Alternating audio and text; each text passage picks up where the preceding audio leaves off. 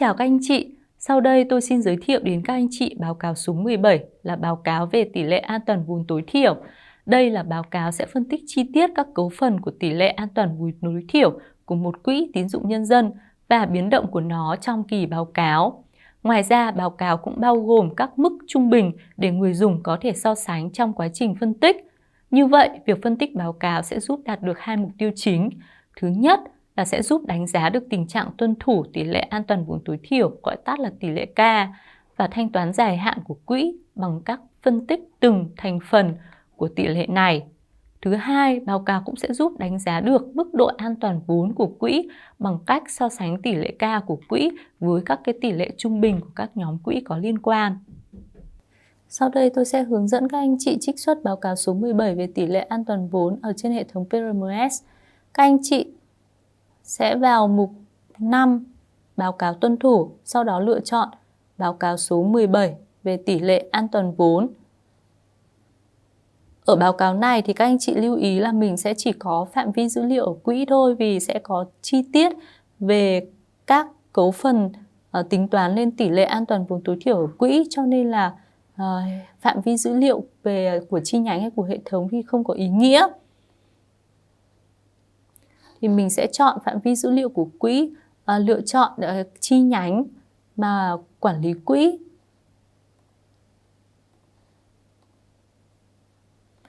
Báo cáo này thì là báo cáo theo là chuỗi thời gian, nên các anh chị mình có thể trích xuất được tối đa thời gian là 13 tháng.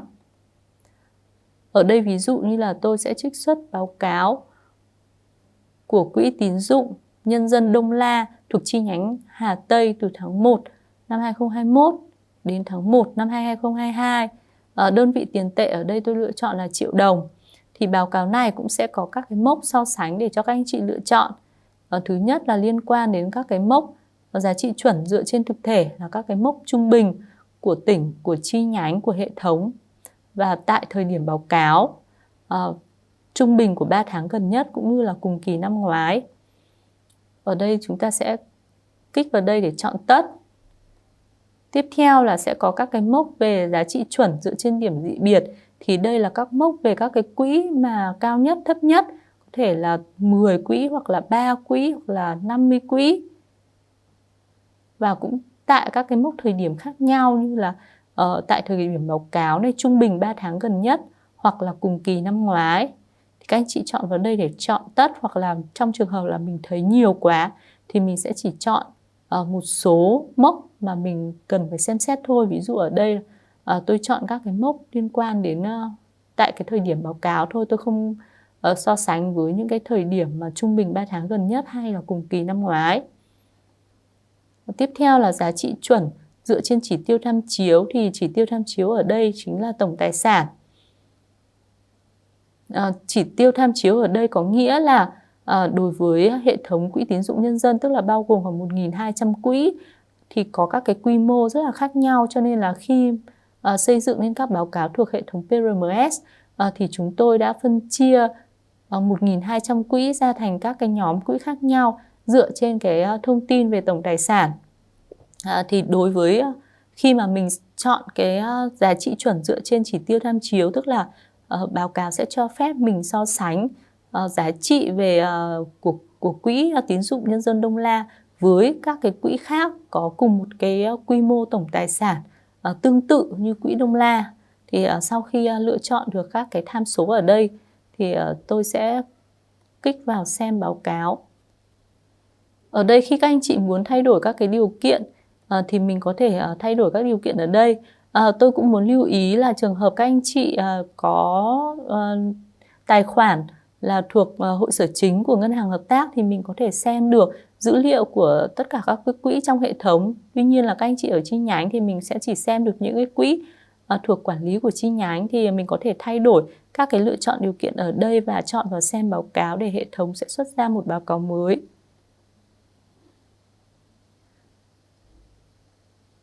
Đối với báo cáo này thì là tần suất dữ liệu là được cập nhật hàng tháng. Các anh chị có thể thấy là ở đây mình sẽ thấy là công thức của tỷ lệ an toàn vốn thì sẽ là bằng vốn tự có trên tổng tài sản có rủi ro. Và đây chính là các cái thành phần cấu tạo nên vốn tự có là phần tử số đấy ạ. Thì sẽ bao gồm vốn cấp 1, vốn cấp 2. Phần tổng tài sản có rủi ro thì đã được điều chỉnh theo hệ số rủi ro theo quy định của Ngân hàng Nhà nước. Báo cáo này sẽ có phần hiển thị ký hiệu ở đây để cho các anh chị nhận biết được là quỹ có đang tuân thủ hay đang vi phạm quy định của Ngân hàng Nhà nước. Phần phía dưới là các cái ngưỡng so sánh để phục vụ các anh chị trong quá trình phân tích. Đối với báo cáo số 17 thì các anh chị có thể phân tích được các cái chỉ tiêu hoạt động chính dưới đây. Thứ nhất là vốn điều lệ. Thứ hai là vốn đầu tư xây dựng cơ bản dở dang, mua sắm tài sản cố định. Quỹ dự trữ bổ sung vốn điều lệ. Quỹ đầu tư phát triển nghiệp vụ. Vốn của các tổ chức cá nhân tài trợ không hoàn lại cho quỹ tín dụng nhân dân. Lợi nhuận giữ lại. Số vốn góp vào ngân hàng hợp tác. Quỹ dự phòng tài chính. Dự phòng chung. Và các chỉ tiêu hoạt động liên quan đến các khoản mục tài sản như là tiền gửi thanh toán tại các ngân hàng thương mại cũng như chi nhánh ngân hàng nước ngoài, mình đã quy đổi theo hệ số rủi ro. Thứ hai là dư nợ cho vay được bảo đảm bằng giấy tờ có giá do tổ chức tài chính nhà nước, tổ chức tín dụng, chi nhánh ngân hàng nước ngoài phát hành. Thứ ba là dư nợ cho vay được bảo đảm bằng nhà ở, quyền sử dụng đất, nhà ở gắn liền với quyền sử dụng đất của bên vay. Tiếp theo là tài sản cố định của quỹ nhân dân và các tài sản có khác trên bảng cân đối kế toán. Như vậy, khi sử dụng báo cáo 17, các anh chị sẽ phân tích được chi tiết của các thành phần tính toán nên tỷ lệ an toàn vốn tối thiểu. Lưu ý các anh chị là mình sẽ phân tích tỷ lệ của vốn cấp 1, vốn cấp 2 trong cơ cấu vốn tự có của quỹ để có thể hiểu được một cách chi tiết về cơ cấu quản lý vốn của quỹ. Thứ hai là báo cáo này sẽ giúp các anh chị phân tích được sự phân bổ của các cái tài sản mà đã điều chỉnh theo hệ số rủi ro theo quy định của Ngân hàng Nhà nước, tức là ở các cái mức hệ số 20%, 50%, 100%. Từ đó thì mình sẽ đánh giá được mức độ rủi ro của các loại tài sản của quỹ. Thứ ba là báo cáo cũng sẽ giúp các anh chị đánh giá được vị thế của quỹ so với các quỹ khác trong cùng chi nhánh, tỉnh, hệ thống bằng cách sử dụng các cái ngưỡng so sánh thích hợp. Để thực hiện được các cái phân tích như trên thì các anh chị cần thực hiện những cái bước cụ thể như sau. Thứ nhất là các anh chị cần ưu tiên phân tích làm rõ tác động của các thành phần cấu tạo nên tỷ lệ an toàn vốn tối thiểu, bao gồm như là ở các tháng trong đó quỹ không tuân thủ đối với ngưỡng Ngân hàng Nhà nước quy định hiện giờ là 8%. Lưu ý thứ hai là lưu ý đến những cái tháng mà trong đó tỷ lệ an toàn vốn tối thiểu của quỹ là thấp nhất trong suốt cả cái kỳ báo cáo mà mình đang quan sát. Thứ ba là tỷ lệ an toàn vốn tối thiểu của tháng gần nhất trong kỳ báo cáo, tức là cái tháng hiện tại. Thứ tư là các tháng mà trong đó cái tỷ lệ an toàn vốn tối thiểu nó tiệm cận với mức vi phạm, tức là có thể là xấp xỉ, thấp hơn 8%. Tiếp theo là các anh chị cũng cần phân tích chi tiết các thành phần dùng để tính toán vốn tự có, cũng như là cơ cấu của các cái tài sản sau khi đã điều chỉnh theo hệ số rủi ro, bằng cách là xem xét số dư tại các mốc thời gian để đánh giá mức độ ảnh hưởng và sự biến động của từng thành phần đối với tỷ lệ an toàn vốn tối thiểu. Ngoài ra thì các anh chị cũng cần phải so sánh mức độ an toàn vốn và tình trạng tuân thủ của quỹ so với trung bình của chi nhánh, tỉnh và hệ thống. Trên cơ sở phân tích được báo cáo 17 như các cái yếu tố tôi vừa trao đổi bên trên, thì các anh chị cũng có thể xem xét một số hành động tiếp theo như tôi gợi ý dưới đây. Thứ nhất là trong trường hợp mà có xảy ra cái tình trạng vi phạm thì các anh chị cần phải theo dõi sát sao cái tỷ lệ vốn an toàn của quỹ. Thứ hai là khi mà dựa trên các cái phân tích chi tiết thì cán bộ của ngân hàng hợp tác cũng có thể tư vấn cho quỹ để cải thiện được các cái thành phần trong tỷ lệ an toàn vốn tối thiểu nhằm đảm bảo là tuân thủ quy định của Ngân hàng Nhà nước cũng như là sẽ nâng cao được cái chất lượng an toàn vốn của quỹ. Thứ ba nữa là các anh chị có thể sử dụng bảng cân đối kế toán hoặc các cái báo cáo liên quan khác để xem xét kỹ hơn về các cái yếu tố làm ảnh hưởng đến tỷ lệ an toàn vốn tối thiểu.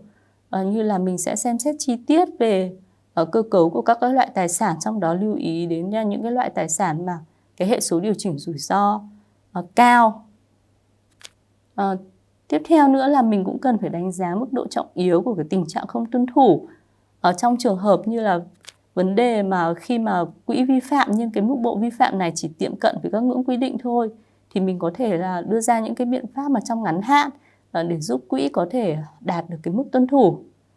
Nếu tỷ lệ này thấp hơn đáng kể so với quy định của ngân hàng nhà nước hoặc vi phạm một thời gian dài, thì ngân hàng hợp tác cần thông báo trực tiếp tới chi nhánh ngân hàng nhà nước để có thể theo dõi sát sao hơn. Đồng thời quỹ cũng cần lập kế hoạch hành động và có những cái biện pháp kịp thời để điều chỉnh cái tình trạng không tuân thủ. Sau đây thì tôi xin hướng dẫn các anh chị phân tích cụ thể báo cáo số 19 về tỷ lệ an toàn vốn tối thiểu của một quỹ tín dụng nhân dân. Ngay khi phân tích báo cáo thì các anh chị có thể đánh giá được tính đầy đủ và chính xác của báo cáo thông qua việc là các anh chị nhìn hai nội dung mà chú ý ở bên trên đây. Ở đây thì báo cáo của quỹ thì quỹ cũng không gửi được đầy đủ tất cả các cái báo cáo chi tiết để phục vụ báo cáo này. Tuy nhiên là số lượng các cái báo cáo để gửi trong tất cả các cái chuỗi thời gian ở đây là 13 tháng thì số lượng các báo cáo gửi được thì cũng đáp ứng là hơn 98%, gần 99%. Thì đối với báo cáo này là báo cáo liên quan đến cái giám sát tình hình tuân thủ của quỹ về tỷ lệ an toàn vốn tối thiểu, nên đầu tiên ngay khi xem xét báo cáo thì các anh chị có thể đánh giá được tình trạng tuân thủ của quỹ bằng cách là mình sẽ xem xét ngay về cái giá trị tỷ lệ này của quỹ tại các tháng như thế nào. Theo quy định của ngân hàng nhà nước thì tỷ lệ này của các quỹ là tối thiểu phải duy trì ở mức 8%. Thì ở đây mình sẽ nhìn ngay là tháng gần nhất của tháng báo cáo ở đây là tháng 12 năm 2020 thì quỹ cũng là tuân thủ mức quy định của ngân hàng nhà nước. Và mình nhìn lại trong cả chuỗi 13 tháng thì đối với quỹ này thì mình có thể nhìn nhận ra được ngay là tất cả các tháng thì quỹ đều đang tuân thủ, và mức độ tuân thủ và cái tỷ lệ này thực tế ở quỹ thì cũng là khá tương đồng giữa các tháng. Trong trường hợp là ở quỹ mà các anh chị giám sát sẽ có những trường hợp là có tháng không tuân thủ hoặc là cái tỷ lệ này nó biến động nhiều giữa các tháng thì mình sẽ phải lưu ý hơn đối với những tháng đó. Để tìm hiểu nguyên nhân là tại sao tại các tháng đó mà quỹ vi phạm hoặc là cái tỷ lệ này tăng đột biến hoặc là giảm đột biến thì là do nguyên nhân nào.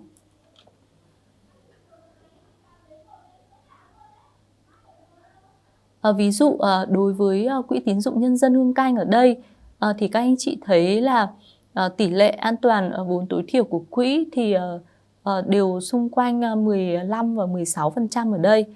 Thì mình sẽ nhìn tiếp tục lên các cái thành phần cấu tạo nên cái tỷ lệ này, tức là sẽ bao gồm là vốn tự có và các cái tài sản có rủi ro đã được điều chỉnh theo cái hệ số rủi ro quy định của ngân hàng nhà nước.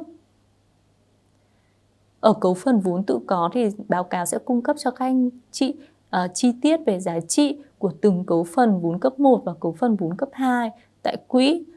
Thì các anh chị nhìn thấy ở đây thì tổng vốn tự có của quỹ thì cũng sẽ biến động xung quanh 6 tỷ, có tăng lên vào thời điểm cuối năm 2020 thì có tăng lên đến 7 tỷ 3, từ khoảng 6 tỷ 2 tăng lên đến 7 tỷ 3 tại thời điểm tháng 5.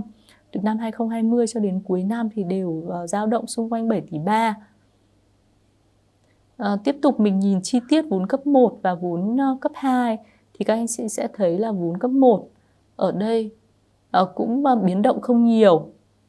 Trong vốn cấp 1 thì hai cấu phần chính tạo nên vốn cấp 1 là vốn điều lệ và quỹ đầu tư phát triển nghiệp vụ, và hai giá trị này thì cũng không có biến động nhiều.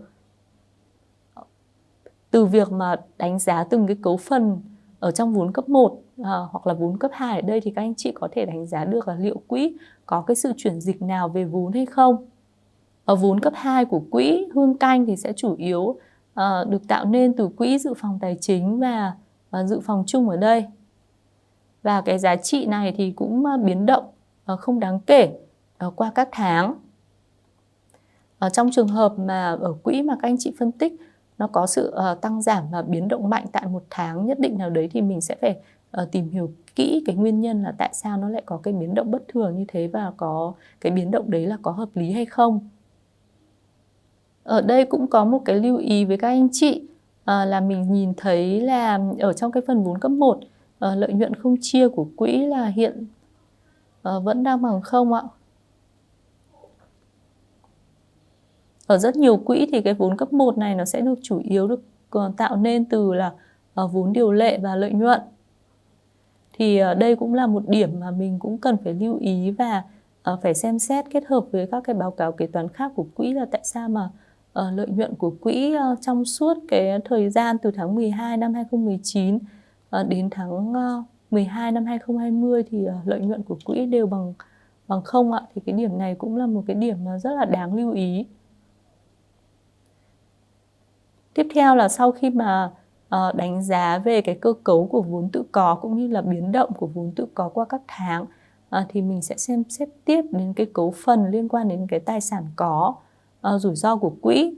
Thì các loại tài sản này thì ở đây trên báo cáo này thì đã được điều chỉnh, tức là đã được nhân với hệ số rủi ro theo quy định của Ngân hàng Nhà nước. Chẳng hạn như là nhóm tài sản có hệ số rủi ro là 20% thì sẽ gồm có như là tiền gửi thanh toán tại các cái tổ chức tín dụng khác hoặc là dư nợ cho vay mà được đảm bảo bằng giấy tờ có giá. Hệ số rủi ro ở đây là phản ánh cái mức độ, cái khả năng mà có thể thu hồi được cái tài sản đó. Thì với những cái loại tài sản mà có hệ số rủi ro thấp, tức là cái khả năng thu hồi cao. Nhóm hệ số rủi ro 50% ở đây là sẽ gồm dư nợ cho vay mà đảm bảo bằng bất động sản. Còn lại sẽ là cái nhóm mà có hệ số rủi ro là 100%. Thì từ các cái việc mà phân bổ tài sản có rủi ro theo các nhóm khác nhau như thế này thì các anh chị có thể đánh giá được là việc là quỹ có đang nắm giữ các cái tài sản mà có hệ số rủi ro cao hay không. Và nếu như là cái tỷ lệ an toàn vốn này của quỹ thấp hoặc là sụt giảm thì có thể là do hai nguyên nhân. Thứ nhất là do là giảm vốn hoặc là tăng các cái tài sản có rủi ro. Thì lúc đấy thì để đưa quỹ về tình trạng tuân thủ thì mình sẽ phải điều chỉnh tương ứng vào vốn hoặc là tăng vốn hoặc là phải giảm các cái tài sản có rủi ro xuống. Đối với quỹ tín dụng Nhân dân Hương Canh thì các anh chị có thể thấy ở đây thì là chủ yếu cái tài sản có rủi ro ở đây là dư nợ cho vay được đảm bảo bằng bất động sản.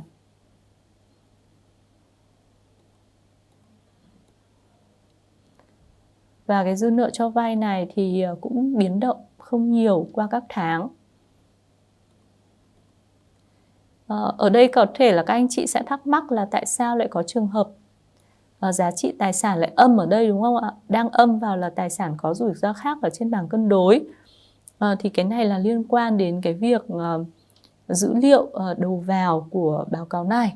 Thì các anh chị có thể thấy là đối với các cái loại tài sản có rủi ro ở đây thì được lấy về nhóm tài sản có rủi ro 20% đến nhóm tài sản có hệ số rủi ro là 50% thì được lấy từ các cái báo cáo chi tiết theo từng loại hệ số rủi ro. Tuy nhiên là khi mà các cái báo cáo đầu vào của các quỹ gửi lên Ngân hàng Nhà nước ấy, thì tổng giá trị của các cái loại tài sản có rủi ro này khi cộng lên số tổng ấy, thì số tổng này thì lại không chính xác với số dư tổng tài sản có ở trên báo cáo cân đối kế toán. Cho nên là để nhằm mục tiêu là các cái báo cáo mà có thể đối chiếu và phù hợp với nhau thì ở đây thì chúng tôi đã phải tạo ra một cái công thức là cái phần tài sản có khác ở đây là sẽ được tính bằng cách là lấy cái tổng tài sản ở trên báo cáo cân đối kế toán trừ đi giá trị tài sản mà thuộc các cái nhóm tài sản mà xác định được là có cái hệ số rủi ro là 20-50 và trừ đi tài sản cố định, cho nên là cái việc mà giá trị âm ở đây là thể hiện là cái việc mà không số liệu không chính xác giữa các cái báo cáo chi tiết và báo cáo cân đối kế toán. Thì đây là một cái vấn đề bất cập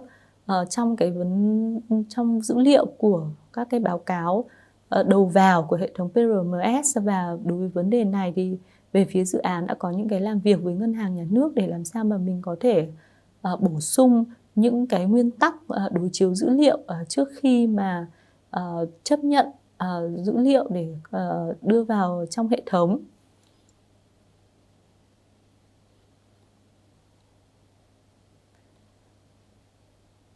Sau khi mà mình đánh giá về mặt tuân thủ của tỷ lệ này của quỹ, cũng như là xem xét các cái cấu phần tạo nên cái tỷ lệ này, thì mình tiếp tục có thể đối chiếu được để mình đánh giá được cái vị thế của quỹ trong cái việc là duy trì cái mức độ an toàn vốn đối với các cái quỹ khác trong cùng chi nhánh hệ thống. Ở đây thì mình nhìn thấy, tôi ví dụ ở tại thời điểm tháng 12 năm 2019, cái tỷ lệ an toàn vốn tối thiểu của quỹ này là 15%. Thì các anh chị nhìn thấy ở đây là tại thời điểm báo cáo này thì cái tỷ lệ này của quỹ đang cao hơn tất cả các cái mốc trung bình. Và vì cao hơn mức trung bình rồi, cho nên là khi so với các điểm dị biệt thì chắc chắn là mình sẽ chỉ cần so với là các cái mốc trên thôi. Các cái mốc trên thì ở đây mình thấy là một quỹ cao nhất thuộc chi nhánh thì sẽ là 27,9%, tức là cao hơn quỹ Hương Canh mà mình đang xem. 3 quỹ trung bình của 3 quỹ cao nhất thì thuộc chi nhánh thì là 20,73%, tức là cũng vẫn đang cao hơn. Tức là quỹ Hương Canh thì đang có cái tỷ lệ này cao hơn cái mức trung bình, nhưng mà cũng không nằm trong cái nhóm 3 cao nhất. Tiếp theo thì các anh chị có thể so sánh được đối với cái tỷ lệ này của các cái quỹ mà có cùng một cái quy mô về vốn tự có với quỹ Hương Canh, thì các anh chị sẽ nhìn thấy ở đây là tại ngày báo cáo thì trung bình của cái nhóm quỹ mà có cái vốn tự có nó cũng tương tự như quỹ Hương Canh thì khoảng là 14,85%, tức là cũng gần tương tự nhưng mà thấp hơn một chút so với quỹ. Tức là như vậy là quỹ mà so với những cái quỹ cùng quy mô với mình thì cũng là có cái tỷ lệ an toàn vốn tương tự, cao hơn một chút.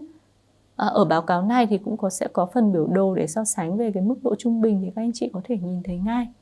Ở đây là phần hệ số tỷ lệ an toàn vốn của quỹ đây.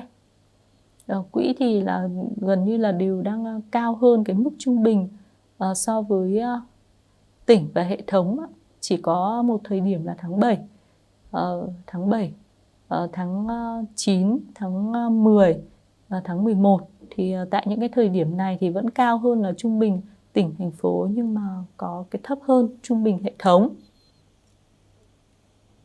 Thì vừa rồi là một số những cái gợi ý phân tích của tôi đối với báo cáo về tỷ lệ an toàn vốn tối thiểu.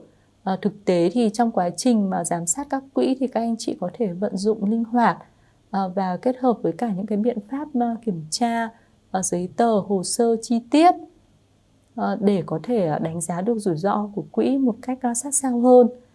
Xin cảm ơn các anh chị đã lắng nghe.